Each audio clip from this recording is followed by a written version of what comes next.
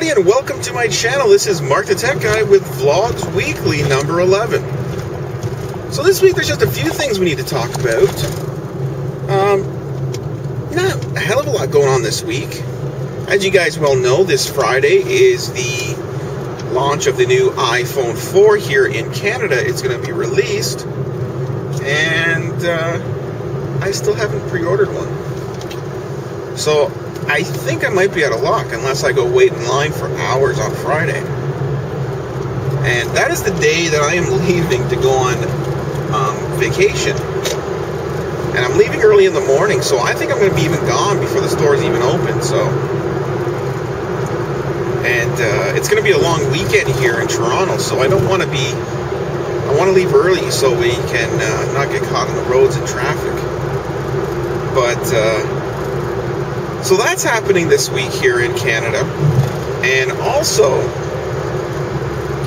you guys may have heard of this, that now it is legal to actually jailbreak your iPhone.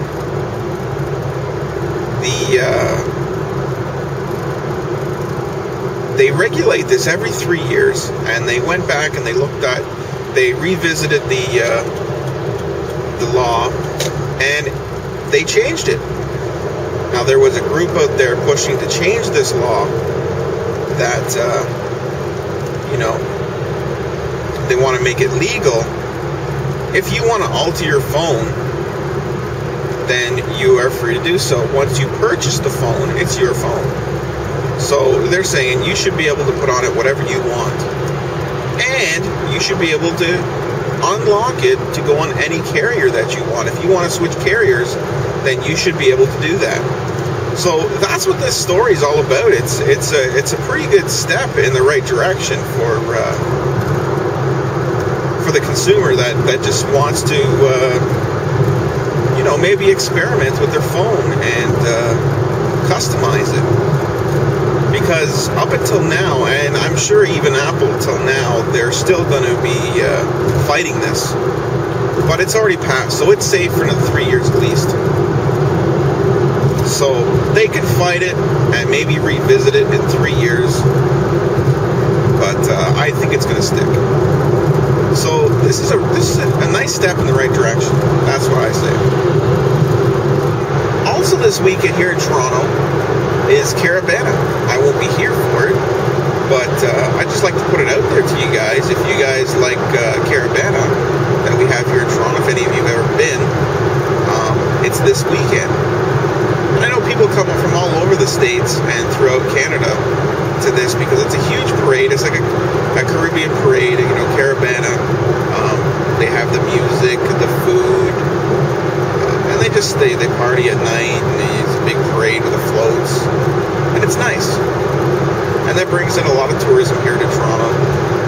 And but the thing is, the government is not giving them any funding this year. And that's been that way with a lot of events this year. I know when we had Pride Week, they didn't give them any funding either. So it's the government's pretty tough this year, but they can afford to have a G20 and spend $1 billion on security. So I can see where everybody's coming from if they complain about it, that they're not getting any funding for certain events, but the G20 cost $1 billion. I can see where they're getting at with that. But as I'm looking right now at the overhead signs here on the way home, and on all the overhead signs they have, it was on the news today, starting August the 1st, you can no longer, if you are 21 and under, you can no longer have any alcohol if you are driving. And it's a new law that's coming into effect. And if you're caught with any alcohol in your system at one of these ride spot checks, you will have your vehicle taken away, you'll get your license suspended, and you will have to pay a hefty fine. I don't know how much the fine is, but it's getting up there. I know the fines now, if you go like 50 over, you can get up to a $10,000 fine, depending on if they classify it as street racing or not. But yeah, they're getting really stiff on these laws. But I'd like to know what you guys think of it. If there's anybody out there 21 and under, do you think it's fair? Post in the comments below, because I like to read the comments and what you guys think. I know they said that in other provinces they've tried the same thing, and it's lowered the rate of drunk drivers. So they're going to do it here in Ontario and see if it helps. But the way I look at it is, if someone's going to drink and drive, they're going to do it no matter what. They know that there's a chance they might get pulled over, but they don't do it. So hopefully now they'll think twice before they do it, and actually don't do it.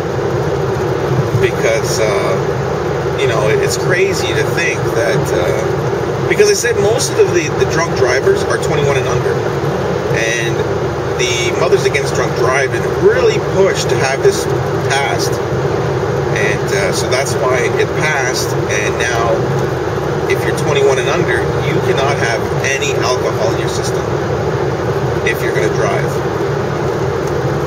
So I think it's a good idea, but it just spoils it for the person that goes out and has a glass of wine with dinner. But hey, if it's gonna decrease the amount of drunk drivers on the road, then I'm all for it. If it only helps prevent one person from getting hit from a drunk driver, then, you know, it's worth it. But so yeah, that's about it for this week of the vlogs. I'm still gonna try and do a vlog next week. I know I'm gonna have limited access to internet. We have internet where we are, but it's not really quick. So I don't know if I'll be able to upload a video. I'm going to try it. But, you know, I'm not sure. But I'm going to film some footage, and if I don't get to post it next week, I'm going to post it when I get back. So this is Mark the Tech Guy saying, please rate, comment, and subscribe.